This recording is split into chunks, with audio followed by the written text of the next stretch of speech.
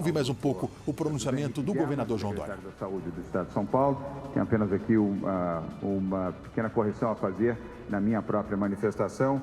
A vacinação oficial no Estado de São Paulo, aliás, em todo o país, começa no dia 23 de março. Isso já havia sido decidido aqui numa reunião com o ministro Luiz Henrique Mandetta há cerca de 10 dias, apenas reafirmando que a vacinação de fato começa no dia 23. As vacinas já foram produzidas e distribuídas pelo Instituto Butantan ao Ministério da Saúde. O Ministério segue na distribuição a todos os estados brasileiros e, até onde sei, a vacinação em todo o país começa de fato no dia 23 de março. Aqui em São Paulo não há nenhuma dúvida sobre isso. Porém, nas farmácias privadas, em 1.000 farmácias na capital de São Paulo, começa no dia 13 de abril. Nós teremos ainda a oportunidade de dar comunicações mais específicas sobre essas farmácias, aonde elas se localizam, através do site da Abrafarma e também da Secretaria de Saúde. Portanto, aqui uma pequena correção com relação às farmácias na capital de São Paulo. A vacinação será gratuita e válida a partir do dia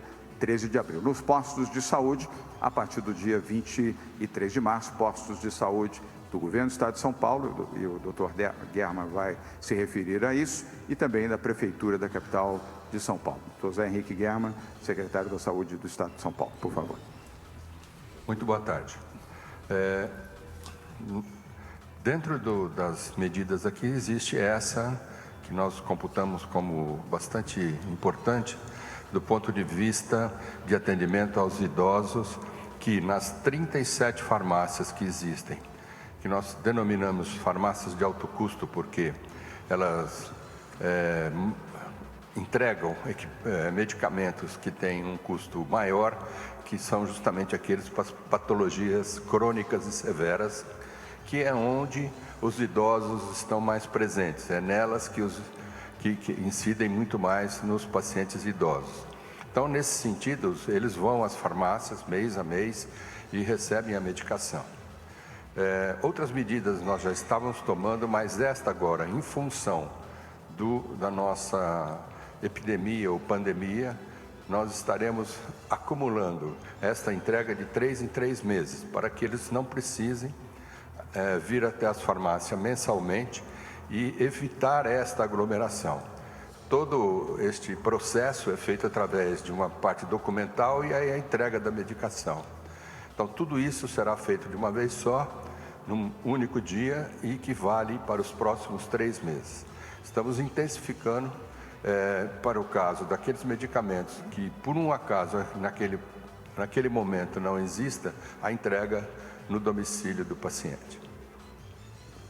Esse destaque do Dr. German, que os idosos receberão, então, as entregas de medicamentos para 3 meses, para que evitem, então, a necessidade de sair de suas casas e ir até as farmácias. Quem conversa agora é o Dr. Davi Wippe, infectologista e que integra aí o comitê para a crise do coronavírus.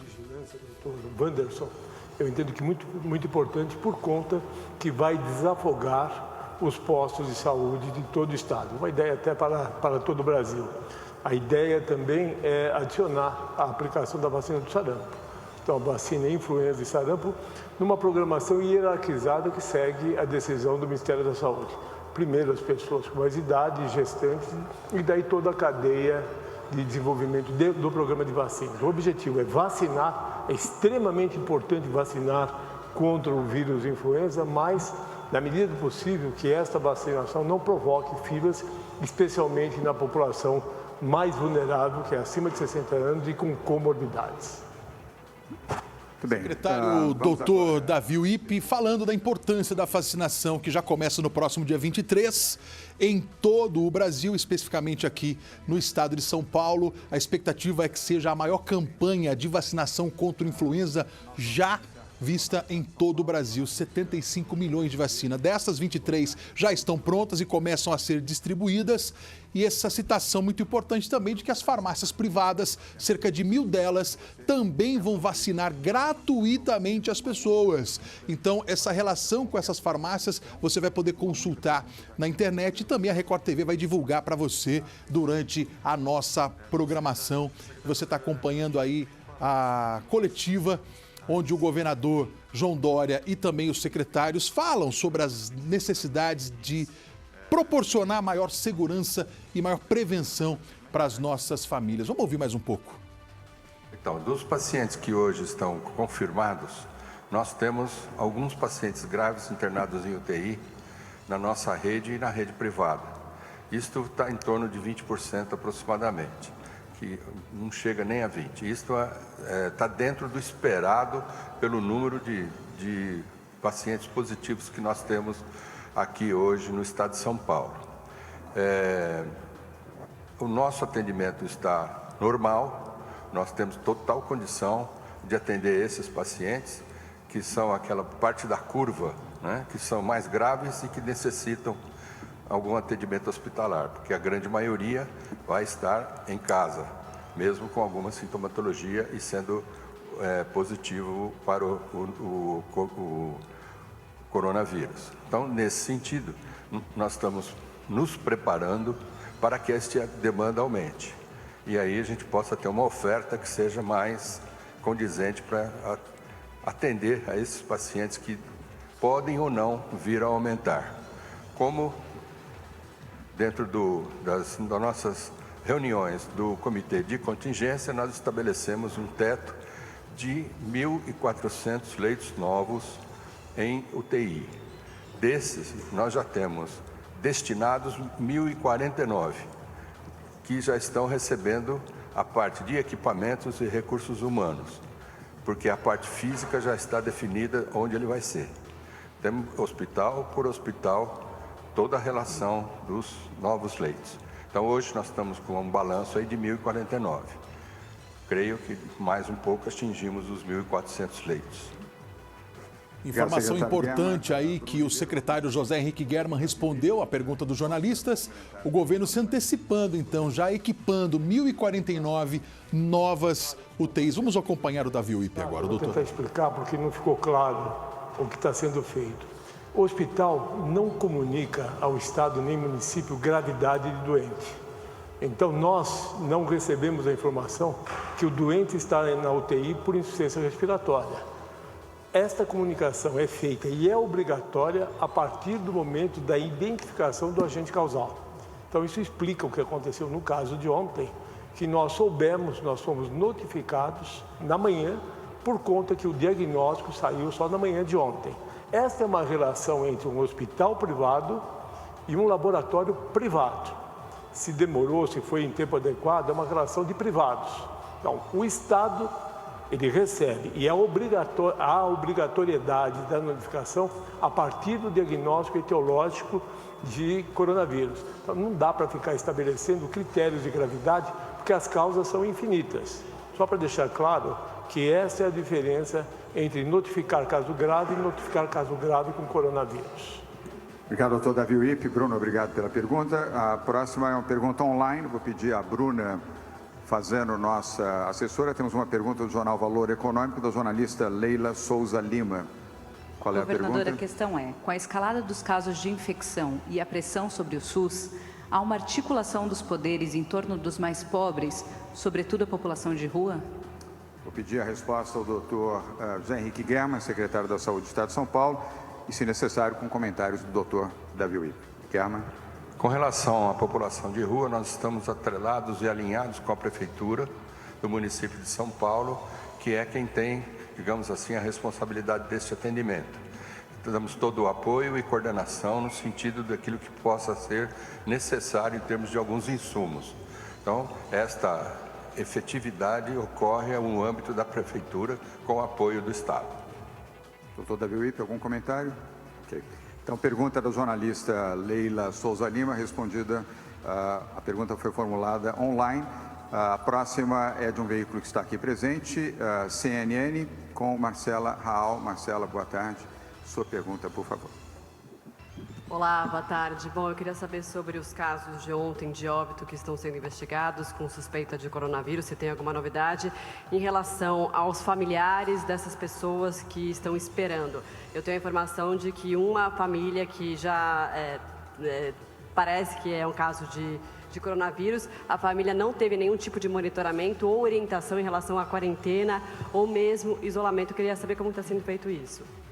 Obrigada. Marcela, vou passar a pergunta ao coordenador geral do Centro de Contingência do Covid, doutor Davi Wippe, por favor. Antes de vir para cá, eu conversei com o secretário do município, doutor Edson Aparecido, e ele deixa muito clara a situação. Nós temos 196 diagnosticados no estado de São Paulo, todos acompanhados pelo Sistema de Vigilância Epidemiológica do município de São Paulo. Todos os contactantes estão sendo também acompanhados, mais de 8.000. Então, isso é um trabalho espetacular que a vigilância do município está fazendo. O que ocorreu neste caso? Nós tivemos, isto entrou no nosso sistema de forma informal ontem pela manhã. O município não tinha conhecimento deste caso. E a partir daí deflagrou o que tem que ser feito do ponto de vista de contato com os indivíduos que tiveram proximidade com o caso índice na família. Me parece que são 6 pessoas.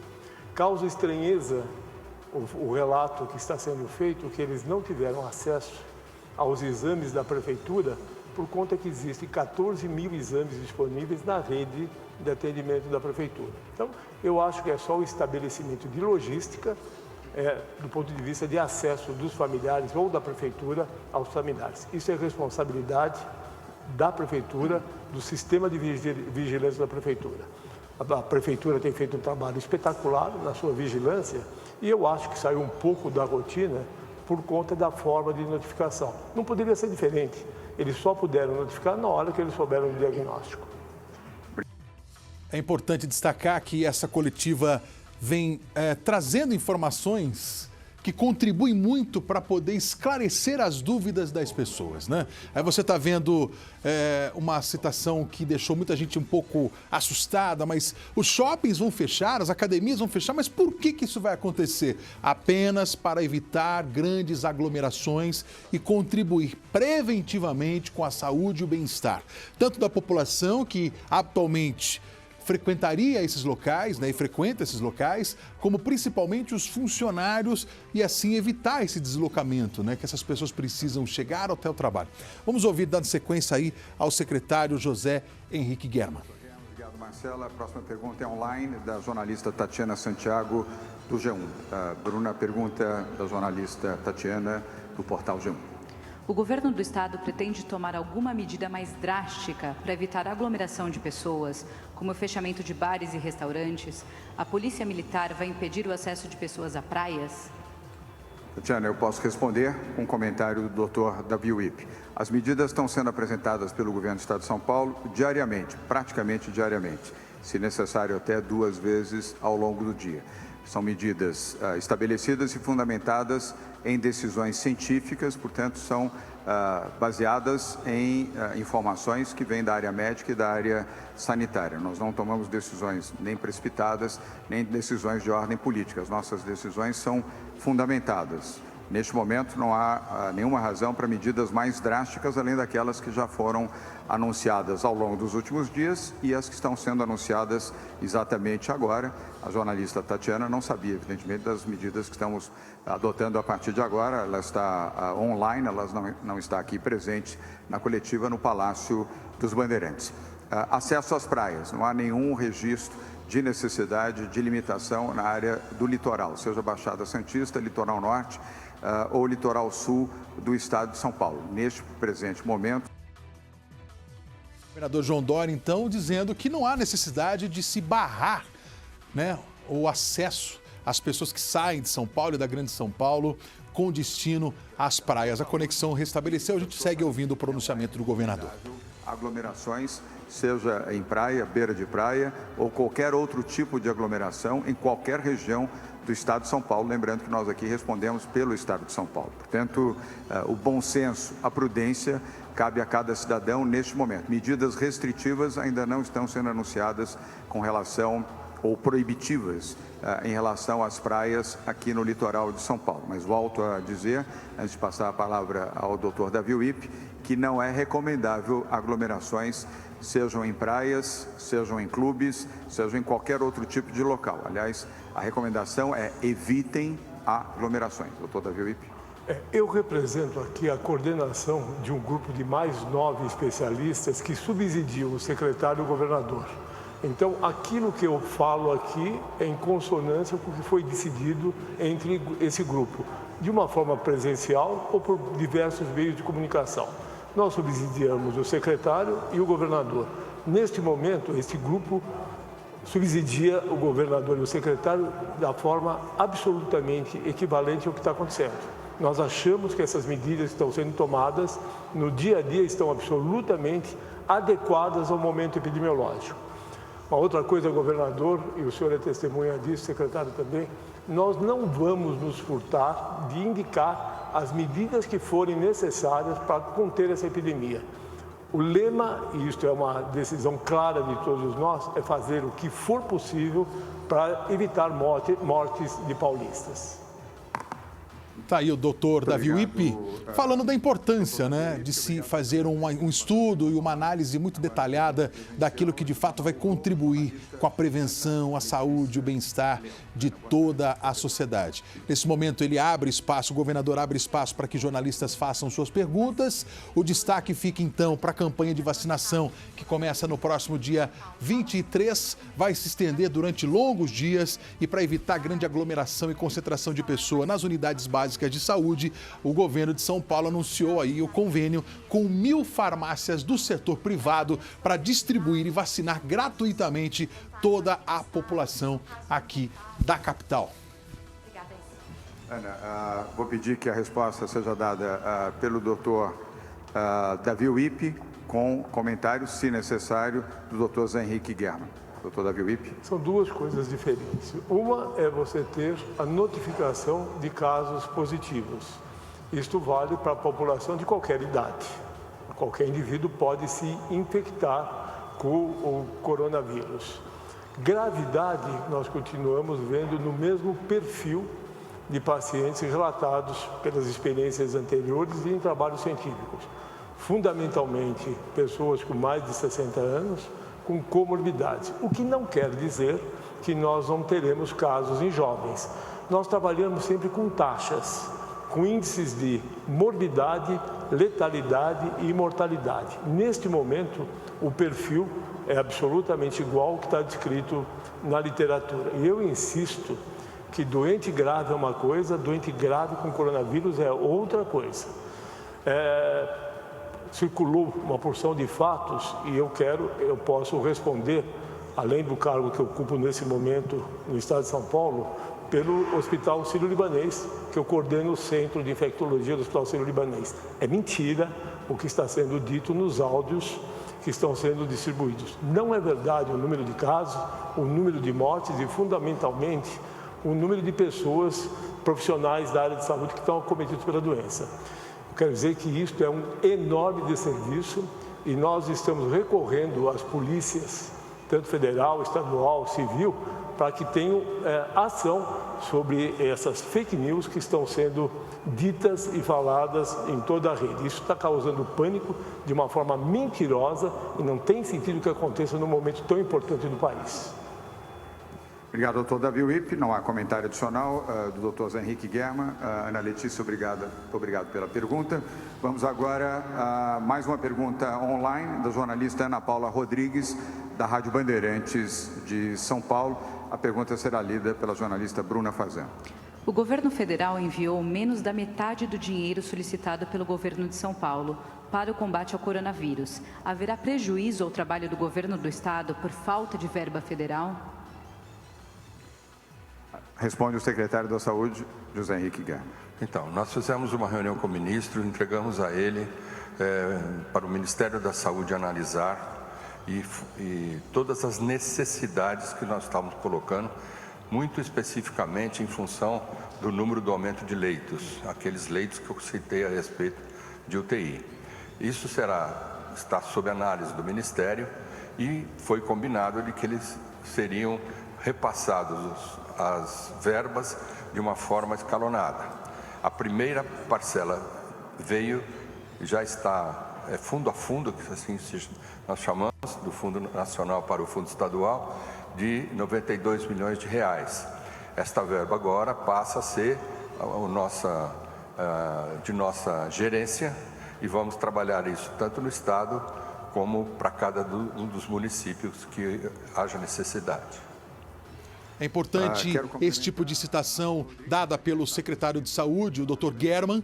Vale destacar que o governo do estado de São Paulo está disponibilizando R$500 bilhão para incentivar a economia do nosso estado na tentativa de contribuir para o aquecimento da economia nesse período que acaba causando um certo pânico e preocupação em todas as pessoas. A gente segue acompanhando a coletiva e as perguntas que são feitas presenciais e também as perguntas que chegam através da internet com várias dúvidas diante de quais são as medidas que o governo vai adotar em diversos setores, na saúde, na economia e também na segurança, também na educação.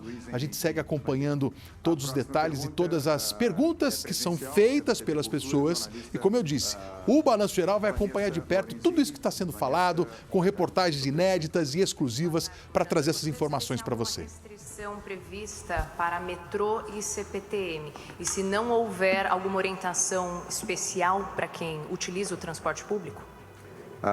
Eu respondo com comentários complementares do Dr. Davi Wipp. Neste momento, nenhuma medida restritiva ao metrô, ao uso do metrô e ao uso dos trens da CPTM e nem tampouco da circulação de trens, tanto no metrô quanto na CPTM. Lembrando que o transporte de pneus, ou seja, de ônibus, é de responsabilidade dos municípios. Município, a capital de São Paulo, e nós respeitaremos as decisões que forem adotadas pelo prefeito Bruno Covas e também das cidades da região metropolitana do estado de São Paulo. No âmbito do governo, não teremos restrição nem de acesso, nem restrições na diminuição da oferta do transporte. Haverá sim, isso já começou desde a semana passada, um trabalho de limpeza e higienização de todos os vagões dos trens do metrô, dos trens da CPTM, o sistema de transporte ferroviário aqui da capital de São Paulo, assim como dos banheiros e das áreas comuns de uso das pessoas que se dirigem às estações e aos trens. Isso foi triplicado, o sistema de limpeza, essa foi a orientação dada por mim, como governador de São Paulo, ao secretário de Transportes Metropolitanos, Alexandre Baldi. Se tivermos um comentário do doutor Davi Wipp, por favor. Nós entendemos que as medidas estão adequadas, pelas decisões já tomadas, o afluxo a essas vias de transporte já está muito menor. Então, nós entendemos que é importante a manutenção por conta até de ida e vinda de pacientes e de pessoas que precisarão usar o sistema de saúde. Doutor Davi, antes de passar para a próxima pergunta, doutor German, secretário de Saúde, pontuar tudo isso que tem sido falado na coletiva. Deixa eu chamar o Lombardi aqui também e o Geraldo Luiz para a gente poder debater isso.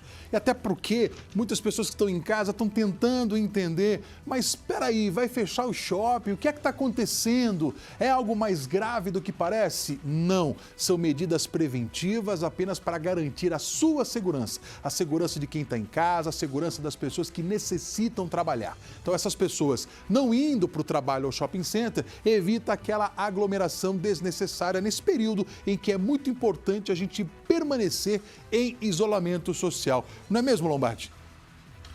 É isso aí, Matheus. Matheus, tem uma pergunta que me fizeram aqui pelas redes sociais, bem interessante, a respeito de bairros das zonas leste, oeste, norte e sul de São Paulo e que atinge também bairros de outras cidades, de outros municípios, é a respeito de bares. Os bares, o pessoal, então, as pessoas ficam em casa, ao invés de ficar em casa, vai para o boteco. E vai para o boteco, fica um aglomerado de pessoas lá bebendo até altas horas da noite. E, além disso, também recebi, a respeito nas redes sociais, de algumas academias, principalmente na zona leste de São Paulo, que estão funcionando com 30, 40, 50 pessoas, com todas as janelas fechadas. No caso específico dos bares, a polícia tem a orientação de colocar as pessoas, avisar as pessoas que elas não devem ficar nos bares até durante mesmo a tarde, à noite e durante a madrugada. E no caso das academias também, mas tem gente desrespeitando. Por isso eu acho que eu ouvi o governador falando agora há pouco, a polícia militar está orientada, a polícia civil também está orientada, viu, Matheus,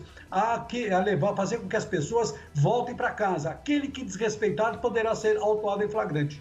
Eu acho que cabe mesmo o bom senso, cabe mesmo a inteligência emocional das pessoas. Diante disso, que, Geraldo Luiz, a gente sabe da importância das pessoas se reunirem, a gente sabe da importância das pessoas se confraternizarem, mas agora não é o momento. O momento agora é para dar uma parada. O governador anunciou o fechamento das academias. Até domingo, todas as academias vão ter que fechar. Isso é muito importante a gente falar aqui. Matheus e São Paulo. Nós estamos agora em milhões de lares. Parabéns ao governo de São Paulo, ao governador. O que nós estamos vendo é uma grande estratégia de ação para que não ocorra o que aconteceu na Itália.